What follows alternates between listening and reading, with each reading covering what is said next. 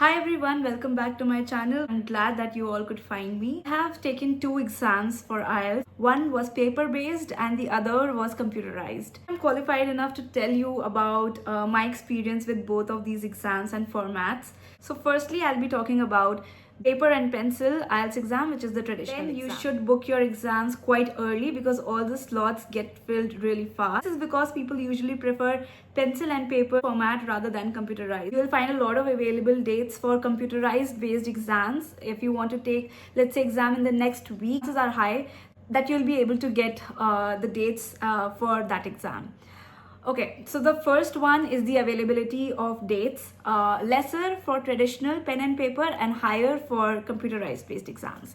Second is the familiarity level. So the familiarity for paper and pencil exams is way more than computerized based exams. And people who have taken GRE or GMAT or are going to take it, for them suitability and familiarity is way higher. If you're a first time taker of IELTS and you haven't ever taken any computerized based exams, then it is for you to ask yourself that what format suits me better. So when I read, do I like to read books in their hard copy or do I prefer Kindle or PDFs? So this is up to you to ask yourself.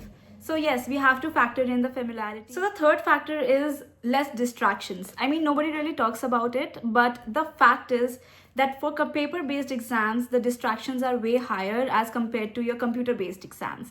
Now I'll tell you why. So when I went to take my IELTS exam, I could see that 6 to 7 invigilators in one hall. And to be honest, there was a continuous, some kind of like interruptions, noises. I think it's just too distracting when you are in such a high, stressed out, because it is a time-based exam and then you want to adhere to their deadline, you want to finish that exam as soon as possible. So I think just watching them move and then just feeling that energy around you like all the time can be draining. You do not want to be bothered by nuances like is your pencil sharp while you are taking exam and number of different instructions that you have to follow throughout your exam. So the first thing is that write your name, your exam center number. So these are some things that you have to manually write. Sometimes you have to write it in a pencil and sometimes you have to write it with a pen.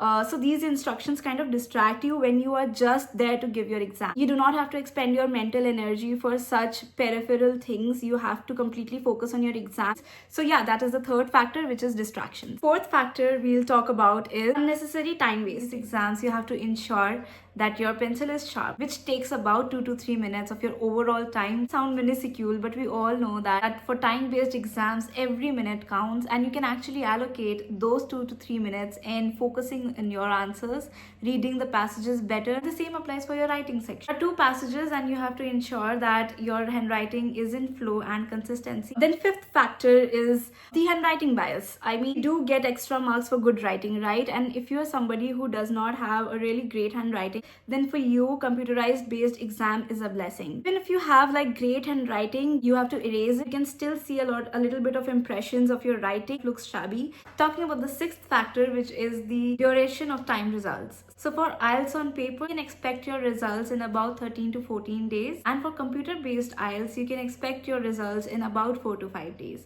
So yes, this is my take on IELTS on paper or IELTS on computer. And yeah, I hope this was highly useful to you. Further advice or further support, reach out to me on my email. I hope you ace your IELTS and I'll probably be coming up with another IELTS video.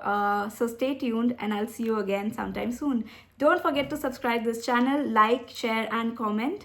Getting more subscribers on my channel is important, but I think sharing the right information with all of you is way more important. So stay tuned to get access to more such videos with raw opinion and personal experience. Hope to see you soon. Bye-bye.